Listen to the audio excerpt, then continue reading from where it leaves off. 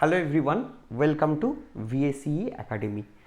আজকে আমাদের আলোচ্য বিষয় ইন্ডিয়ান পলিটি অ্যান্ড কনস্টিটিউশনের একটা ইম্পর্টেন্ট চ্যাপ্টার, সেটা হলো ফান্ডামেন্টাল ডিউটিস।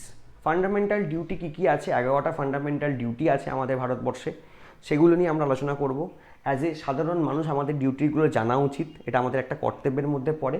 এবং তার সাথে অবশ্যই ফান্ডামেন্টাল ডিউটি কীভাবে আমাদের দেশে অ্যাড হয়েছিল এবং আর যা যা ইনফরমেশান তোমাদের পরীক্ষাতে আসে সেটাও আমরা আলোচনা করব, ডিসকাশন করব। তাহলে চলো সময় নষ্ট না করে আমরা শুরু করি আমাদের ফান্ডামেন্টাল ডিউটিসের চ্যাপ্টার। দেখো, ফান্ডামেন্টাল ডিউটিস নিয়ে যদি বলতে হয়, প্রথম যেটা বলতে হবে, ফান্ডামেন্টাল ডিউটি কিন্তু আমাদের সংবিধানে ছিল না। আমাদের সংবিধান তোমরা সবাই জানো এনফোর্স হয়েছে 26 জানুয়ারি 1950, 26 জানুয়ারি 1950 আমাদের দেশের সংবিধান কিন্তু এনফোর্স হয়েছে। যখন আমাদের দেশে সংবিধান এনফোর্স হয়েছে তখন আমাদের দেশের টোটাল পার্টস, যদি আমি বলি পার্টস, অর্থাৎ সংবিধানের কটা পার্ট ছিল সেটা কিন্তু ছিল 22টা, তাই তো? পার্ট 4A বলে কোনো পার্ট কিন্তু আমাদের সংবিধানে ছিল না। পার্ট 4A পরে অ্যাড হচ্ছে। কবে অ্যাড হচ্ছে যদি আমি দেখি, পার্ট 4 এর ভেতরে অবভিয়াসলি ফান্ডামেন্টাল ডিউটির কথা বলা আছে। আমরা পার্ট 1 পড়েছি, যেখানে আমরা ইউনিয়ন অ্যান্ড ইটস টেরিটরির কথা বলেছি। আমরা পার্ট 2 পড়েছি, যেখানে আমরা সিটিজেনশিপের কথা পড়েছি। দেন আমরা পার্ট 3, সেখানে আমরা ফান্ডামেন্টাল রাইটসের কথা পড়েছি। পার্ট 4, সেখানে আমরা ডিরেক্টিভ প্রিন্সিপাল অফ স্টেট পলিসির কথা পড়েছি। এবং পার্ট 4A এটা কিন্তু পরে অ্যাড হচ্ছে। কবে অ্যাড হচ্ছে আমরা যদি দেখি, added by 42nd amendment act 1976।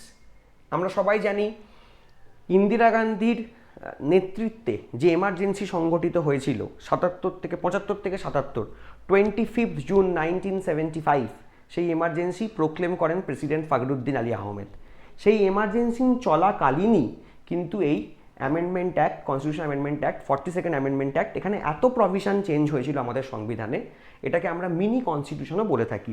সেই মিনি কনস্টিটিউশন যখন পার্লামেন্টে পাস করানো হচ্ছে 76-এ, তখন কিন্তু ফান্ডামেন্টাল ডিউটির যে পার্ট 4A সেটা কিন্তু আমাদের সংবিধানে অ্যাড হয়েছিল। এবং এই পার্ট 4A বা এন্টায়ার যে মিনি কনস্টিটিউশন, যে 42nd অ্যামেন্ডমেন্ট অ্যাক্ট, সেটা যে কমিটির রেকমেন্ডেশনে হয়েছিল, এটা কিন্তু কংগ্রেসের একটা নিজস্ব কমিটি ছিল। সেই কমিটির নাম ছিল সারান সিং কমিটি। সারান সিং কমিটির রেকমেন্ডেশনে কিন্তু এন্টায়ার মিনি কনস্টিটিউশনটা আমাদের দেশে পাস হয়েছিল এবং 42nd অ্যামেন্ডমেন্ট অ্যাক্ট আমাদের দেশে পাস হয়েছিল। তাহলে সারান সিং কমিটির রেকমেন্ডেশনটা আমাদেরকে দেখতে হচ্ছে। নেক্সট দেখো, যেটা বলা হচ্ছে কনসেপ্ট অফ ফান্ডামেন্টাল ডিউটি আমরা কোথা থেকে নিয়েছি। ফান্ডামেন্টাল ডিউটির কনসেপ্ট আমরা নিয়েছি ইউএসএসআর অর্থাৎ সোভিয়েত ইউনিয়ন থেকে নিয়েছি। কারণ 76 সালে আমরা জানি তখনও কিন্তু সোভিয়েত ইউনিয়নে কমিউনিস্ট শাসন ছিল। কিন্তু অনেক সময় পরীক্ষার অপশানে দেয় বা অনেকে লেখে রাশিয়া। রাশিয়া প্রপার আনসার নয়, কারণ 76 সালে কিন্তু সোভিয়েত ইউনিয়নই দেশটার নাম ছিল। কিন্তু তুমি যদি বলো আজকের দিনে দেশটার নাম কি, আজকের দিনে দেশটার নাম কিন্তু রাশিয়া। তাহলে সোভিয়েত ইউনিয়ন ছিল আগে, এখন হয়েছে রাশিয়া। সেখান থেকে কিন্তু ফান্ডামেন্টাল ডিউটির কনসেপ্ট আমরা নিয়েছি। তোমরা জানো একটা কমিউনিস্ট কান্ট্রিতে যেখানে সেখানকার সাধারণ মানুষদের অনেক ডিউটি পালন করতে হয়, তাই সেইভাবে আমরা মনেও রাখতে পারি যে ফান্ডামেন্টাল ডিউটির কনসেপ্ট আমরা সোভিয়েত ইউনিয়ন থেকে নিয়েছি। এবার যখন 76 সালে ফান্ডামেন্টাল ডিউটি অ্যাড করা হলো, আমি কি বললাম, পার্ট 4A, এবং এখানে একটাই আর্টিকেল আছে তোমরা দেখতে পাচ্ছ, সেটা হলো আর্টিকেল 51A। তাহলে ইনিশিয়ালি যখন প্রথম ফান্ডামেন্টাল ডিউটি অ্যাড করা হচ্ছে, টোটাল ফান্ডামেন্টাল ডিউটিস ইনিশিয়ালি ছিল কটা? 10টা। তাহলে ইনিশিয়ালি যখন 76-এ 10টা ফান্ডামেন্টাল ডিউটি ছিল, আজকের দিনে দাঁড়িয়ে টোটাল ফান্ডামেন্টাল ডিউটি আছে 11টা। অর্থাৎ আর একটা ফান্ডামেন্টাল ডিউটি এখানে অ্যাড করা হয়েছে। আর একটা ফান্ডামেন্টাল ডিউটি এখানে অ্যাড করা হয়েছে। যে ফান্ডামেন্টাল ডিউটি অ্যাড করা হয়েছে, দেখো সেটা অর্থাৎ 11th ফান্ডামেন্টাল ডিউটি যেটা অ্যাড করা হয়েছে, সেটা অ্যাড করা হচ্ছে 86 কনস্টিটিউশনাল অ্যামেন্ডমেন্ট অ্যাক্ট 2002। অর্থাৎ আমাদের তখন দেশের প্রধানমন্ত্রী যখন বাজপেয়ীজি, অটল বিহারী বাজপেয়ী, সেই সময় তোমরা জানো মেনলি রাইট টু এডুকেশান আমাদের দেশে যে অ্যামেন্ডমেন্টের মাধ্যমে অ্যাড হয়েছিল, সেটা কিন্তু এই 86 অ্যামেন্ডমেন্ট অ্যাক্ট, এবং 86 অ্যামেন্ডমেন্টের অ্যাক্টের মাধ্যমেই কিন্তু 11th ফান্ডামেন্টাল ডিউটি অ্যাড করা হচ্ছে, যেখানে বলা হচ্ছে যে বাবা মায়ের একটা ফান্ডামেন্টাল ডিউটি তাদের বাচ্চাকে বেসিক এডুকেশন প্রোভাইড করা। যদি তাদের বাবা মা সেই এডুকেশন প্রোভাইড করতে না পারে, ডিউ টু ইকোনমিক রিজন, অর্থাৎ অর্থনৈতিক কারণে যদি তাদের বাবা মা সেটা প্রোভাইড করতে না পারে, সেই ক্ষেত্রে অন দ্যাট সার্কামস্ট্যান্সেস কিন্তু কি হবে না, বাচ্চাকে গভর্নমেন্ট কিন্তু তাকে ফ্রিতে এডুকেশন দেবে গভর্নমেন্ট ইনস্টিটিউশনে। এইটার কথা ফান্ডামেন্টাল ডিউটি 11 ফান্ডামেন্টাল ডিউটিতে বলা আছে। তাহলে আজকের দিনে দাঁড়িয়ে কটা ফান্ডামেন্টাল ডিউটি? 11টা। ইনিশিয়ালি কটা ছিল? 10টা। তাহলে এখান থেকে যে ইনফরমেশনগুলো আমরা পেতে পারি সেটা হলো ফান্ডামেন্টাল ডিউটির কনসেপ্ট কোন দেশ থেকে নেওয়া? ইউএসএসআর থেকে নেওয়া। ভারতবর্ষে ফান্ডামেন্টাল ডিউটি অ্যাড হয়েছে কবে? 42nd amendment act 1976। কত সাল, কোন অ্যামেন্ডমেন্ট? সেই সময় ভারতবর্ষের প্রাইম মিনিস্টার কি ছিল আমরা জানি, শ্রীমতী ইন্দিরা গান্ধী। সেটা আমি তোমাদেরকে বলেইছি, ইন্দিরা গান্ধীর সময় এটা অ্যাড করা হয়েছে। এটাও দিতে পারে পরীক্ষাতে যে ফান্ডামেন্টাল ডিউটি যখন অ্যাড করা হচ্ছে তখন ভারতবর্ষের প্রধানমন্ত্রী কে ছিল? শ্রীমতী ইন্দিরা গান্ধী।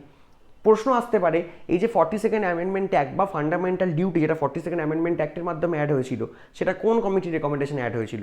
উত্তর হবে শরণ সিং কমিটি। এবং কতগুলো ফান্ডামেন্টাল ডিউটি অ্যাড করা হয়েছে যদি জিজ্ঞেস করা হয়, আনসার হবে 11টা। 10টা পরে 11 নম্বরটা অ্যাড হচ্ছে কবে? 2002 সালে। কোন অ্যামেন্ডমেন্টের মাধ্যমে? 86 অ্যামেন্ডমেন্ট অ্যাক্টের মাধ্যমে।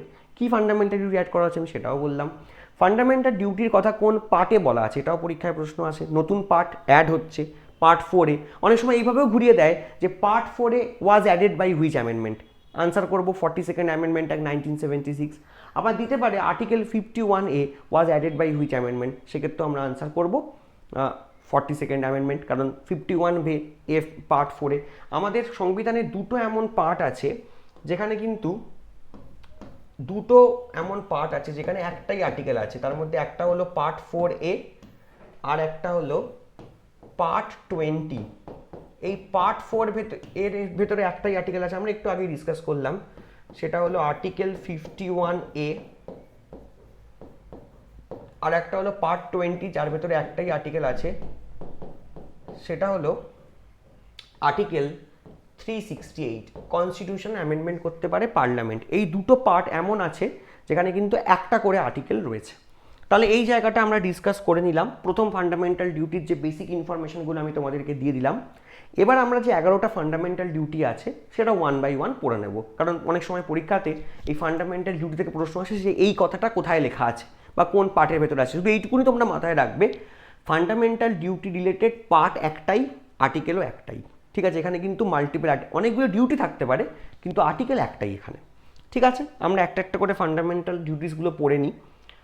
দেখো, প্রথম যে ফান্ডামেন্টাল ডিউটিতে বলা হচ্ছে সেটা হলো অ্যাবাইড বাই দ্য কনস্টিটিউশন। তার মানে আমাদের দেশের সংবিধানকে মেনে চলতে হবে। অ্যাবাইড বাই মানে সংবিধান মেনে চলা।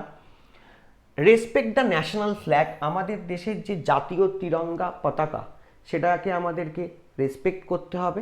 এবং ন্যাশনাল অ্যানথেম, আমাদের যে জাতীয় স্তোত্র জনগণ মন অধি, সেটাকেও আমরা প্রপারলি রেসপেক্ট করে চলবো। দেখো, এগুলো মানেটা কি? আমাদের দেশে সবাই যে সংবিধান জানে তা নয়, কিন্তু আমাদের দেশের সংবিধানে যেগুলো বলা আছে, যেমন ধরো ফর এক্সাম্পল একটা ইকুয়ালিটিকে প্রমোট করা, সেগুলো আমাদের করতে হবে। এই যে ভারতবর্ষে ধর্মে লড়াই লেগে থাকে, সেটা আমাদের বুঝতে হবে যে আমাদের দেশ কিন্তু কোনো হিন্দু রাষ্ট্রও নয়, কোনো ইসলামিক স্টেটও নয়। আমাদের দেশ হলো এমন একটা দেশ যেখানে কিন্তু আমরা ধর্ম নিরপেক্ষতাকে প্রমোট করি, যেখানে সরকারের কাছে সমস্ত ধর্ম কিন্তু ইকুয়াল, সমস্ত ধর্ম কিন্তু সমান, তাই তো? এবং প্রতিটা ধর্মকে কিন্তু ইকুয়াল রেসপেক্ট সরকারের পক্ষ থেকে দেওয়া হয়। এই ব্যাপারগুলোকে নিয়ে আমাদের যে ঝামেলা, সেটাকে কিন্তু আমাদেরকে দেখতে হবে। কনস্টিটিউশনে বলা আছে আমাদের দেশে ইউনিটি অ্যান্ড ইন্টিগ্রিটির কথা বলা আছে, অর্থাৎ ভারতের অখণ্ডতার কথা বলা আছে। কিন্তু যদি আমরা বলি মণিপুর কো আজাদ কর দো, কাশ্মীর তেরি টুকরে হোঙ্গে, বা খালিস্তানি মুভমেন্ট জিন্দাবাদ, তাহলে তো আমরা ভারতকে ভেঙে দেওয়ার কথা বলছি। তাহলে আলটিমেট কনস্টিটিউশনকে মেনে চলা এটা কিন্তু মানুষের একটা কর্তব্যের মধ্যে পড়ে। হ্যাঁ, আমরা যদি এগুলো প্রপারলি না করি, সবসময় যে আমাদের এগেনস্টে কোনো অ্যাকশন নেওয়া হয় তা নয়। আমি বলছি না যে যারা বলছে তাদের সবাইকে জেলে ঢুকিয়ে দেওয়া হচ্ছে, কিন্তু আলটিমেট তুমি যদি আমাদের ভারতবর্ষে থাকো এবং ভারতে থেকে তুমি যদি ভারতের সংবিধান না মেনে চলো, তাহলে কিন্তু সেটা ঘোরতর অন্যায়ের মধ্যে পড়ছে। নেক্সট দেখো, ন্যাশনাল ফ্ল্যাগকে রেসপেক্ট করা। যেমন আমাদের দেশের যে ন্যাশনাল ফ্ল্যাগ, সেখানে কিন্তু আমরা জানি আমাদের দৈর্ঘ্য প্রস্থ যদি বলি, এই দৈর্ঘ্য সেটা কিন্তু 3 আর প্রস্থ 2, এই রেশিওতে কিন্তু তোমাকে ফ্ল্যাগ বানাতে হবে। ঠিক আছে, তুমি যদি এটা 30 করো, এটা 20, এটা যদি 300 হয় তাহলে এটা 200, এটা 3000 হলে এটা 2000, সাইজ যেমন হবে। তাহলে আমার বক্তব্যটা হলো প্রপারলি এইগুলো যদি আমরা মেনটেন করতে না পারি, তাহলে কিন্তু আমাদের ন্যাশনাল ফ্ল্যাগকে আমরা সম্মান দিতে পারবো না। তারপর ধরো আমাদের দেশে যখন কোনো মানুষ মারা যায়, জাতীয় শোক ঘোষণা করা হয়, তখন ফ্ল্যাগকে হাফ মাস্ট করে রাখা হয়। তারপর ধরো বিভিন্ন সময়, এক সময় নিয়ম ছিল রাতে ফ্ল্যাগ তোলা যেত না, এখন বলা হচ্ছে যেখানে লাইট রয়েছে সেখানে ফ্ল্যাগ তোলা যেতে পারে, তবে মেনলি দিনেই আমরা ফ্ল্যাগ হোস্ট করি। এই যে ফ্ল্যাগ কোড 2002-তে ফ্ল্যাগ কোড অফ ইন্ডিয়া এসেছিল, সেগুলোকে প্রপারলি মেনটেন করা, সেটা আমাদের মেনে চলতে হবে। জাতীয় সঙ্গীতকে আমাদের রেসপেক্ট দিতে হবে। জাতীয় সঙ্গীত যখন হয় তখন আমাদের উঠে দাঁড়াতে হয়, কেউ তোমাকে বলবে না যে তুমি উঠে দাঁড়াও, কিন্তু অ্যাজ এ সিটিজেন আমাদের এই দায়িত্বগুলো থাকে দেশের প্রতি, ঠিক আছে, এটা আমাদের করা দরকার। ইভেন আমরা দেখেছি যারা ফিজিক্যালি হ্যান্ডিক্যাপ, যাদের পক্ষে উঠে দাঁড়ানো সম্ভব নয়, তারা নিজের হাতটাকে তুলে নেয় জাতীয় সঙ্গীতের সময়। This is the respect to the national anthem, সেটা কিন্তু আমাদেরকে মাথায় রাখতে হবে, এটা আমাদের খুব ইম্পর্টেন্ট একটা ফান্ডামেন্টাল ডিউটির মধ্যে পড়ে। নেক্সট যেটা বলছে, to cherish and the follow the noble ideals which inspired our national struggle for freedom. আমাদের দেশে যে লড়াই আমরা করেছি, ভারতের জাতীয় সংগ্রাম, ভারতের যে ন্যাশনাল মুভমেন্ট, যে লড়াইয়ের মাধ্যমে, দীর্ঘ লড়াইয়ের মাধ্যমে আমরা আমাদের যে স্বাধীনতা অর্জন করেছি, সেই যে লড়াই, সেই লড়াইকে চেরিশ করতে হবে। এই যে আমরা বলি না বিভিন্ন মনীষীদের জন্মদিন, এখন সরকার বলছে মনীষীদের জন্মদিনে ছুটি দিতে চলবে না। মনীষীদের জন্মদিন মানে 2 অক্টোবর বলো, 23 জানুয়ারি বলো, 12 জানুয়ারি বলো, স্বামীজির জন্মদিন, নেতাজির জন্মদিন, গান্ধীজির জন্মদিন, সেই জন্মদিনগুলোকে স্কুল বন্ধ করলে চলবে না, বরং বাচ্চাদেরকে নিয়ে আসতে হবে এবং বাচ্চাদেরকে স্বামীজির কথা বলতে হবে, নেতাজির কথা বলতে হবে, সুভাষচন্দ্র বোসের কথা, গান্ধীজির কী কন্ট্রিবিউশন ছিল আমাদের দেশের প্রতি, সেগুলো বলতে হবে। এগুলো কিন্তু কোনো মিয়ারলি হলিডে হিসেবে আমরা পালন করব না, বরং আমরা যেমন ইতিহাসে যেমন আমরা আমাদের দেশের ন্যাশনাল স্ট্রাগল পড়াই বাচ্চাদেরকে, ঠিক সেইভাবে ন্যাশনাল স্ট্রাগলের সাথে যাতে বাচ্চাদেরকে আরও সেটা জানানো যায়, বিভিন্ন জাতীয় মানে দেশের ভালোবাসা সংক্রান্ত যে সমস্ত স্টোরি, সেগুলোকে যাতে আরও বেশি করে পড়ানো যায়, সেগুলোর কথা আমাদের মাথায় রাখতে হবে। আমাদের যে ন্যাশনাল স্ট্রাগল, সেটাকে আমরা চেরিশ করব, সেটাকে আমরা অবজার্ভ করব, যাতে আমরা জানতে পারি যে কী লড়াইয়ের মাধ্যমে আমরা আমাদের দেশের স্বাধীনতা অর্জন করেছি, সেগুলো আমাদের জানা। বিভিন্ন মিউজিয়াম তৈরি করা, মিউজিয়ামে আমাদের যে সমস্ত যারা স্বাধীনতা আমাদের দেশে এনেছেন, তাদের যে সমস্ত জিনিসপত্র তারা ইউজ করেছেন, সেগুলোকে কনজার্ভ করা, লোকে দেখবে স্বামীজির চশমা বা নেতাজি যে লাঠিটা নিয়ে তিনি হাঁটতেন, তার মানে কি, এগুলো আমাদের যে স্বাধীনতার যে সময়টা, যে স্বাধীনতা ফ্রিডম স্ট্রাগলটা, সেটাকে চেরিশ করছি আমরা, সেগুলো আমাদের করা। নেক্সট দেখো বলছে, two uphold and protect the সভারিনিটি, unity and integrity of India. আমি অলরেডি তোমাদেরকে বলছিলাম যে আমাদের মাথায় রাখতে হবে যে আমাদের দেশ কিন্তু একটা সার্বভৌম দেশ, আমাদের দেশ কিন্তু অন্য কোনো দেশের মাধ্যমে পরিচালিত হয় না, সেটা আমাদের মাথায় রাখতে হবে। আমাদের দেশে ইউনিটি অ্যান্ড ইন্টিগ্রিটি কিন্তু খুব ইম্পর্টেন্ট একটা পয়েন্ট। আজকে শুধু ইউনিটি অ্যান্ড ইন্টিগ্রিটিকে প্রমোট করব বলে আমরা আমাদের দেশকে ফেডারেল না বলে আমরা আমাদের দেশকে বলছি India that is Bharat is an union of state, শুধুমাত্র ইউনিটি অ্যান্ড ইন্টিগ্রিটিকে প্রমোট করা হবে বলে, এটার কথা মাথায় রেখে কিন্তু আমাদেরকে চলতে হবে। তার সাথে বলা আছে, to defend the country and render national service when called upon to do so. দরকার হলে আমাদেরকে আমাদের দেশ সেবার জন্য ঝাঁপিয়ে পড়তে হবে। হ্যাঁ, সবসময় দেশ সেবার জন্য ঝাঁপিয়ে পড়া মানে এটা নয় যে তুমি আর্মি জয়েন করে যাবে, নেভি জয়েন করে যাবে, তার জন্য ডেফিনেটলি একটা ফিজিক্যাল এবিলিটি লাগে, একটা মেন্টাল এবিলিটি লাগে, কিন্তু সেটা ছাড়াও তো দেশের মানুষের জন্য সেবা করা যায়। ঠিক আছে, আমরা স্বামীজি কিন্তু কখনো আর্মিতে জয়েন করেননি, ঠিক আছে, তারপরেও তিনি মানুষের জন্য সেবা করেছেন, তাহলে সেটা যতটা সম্ভব করা যায়।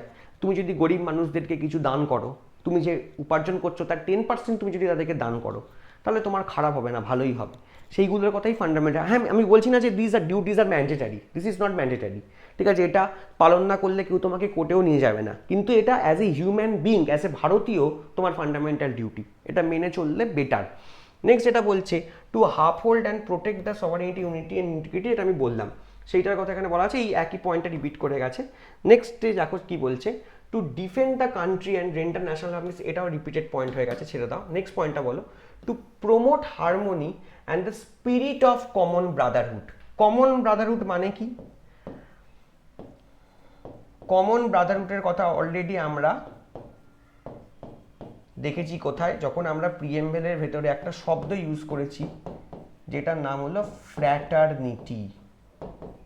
কেন হঠাৎ করে আমরা এই কমন ব্রাদারহুডের কথা বলছি?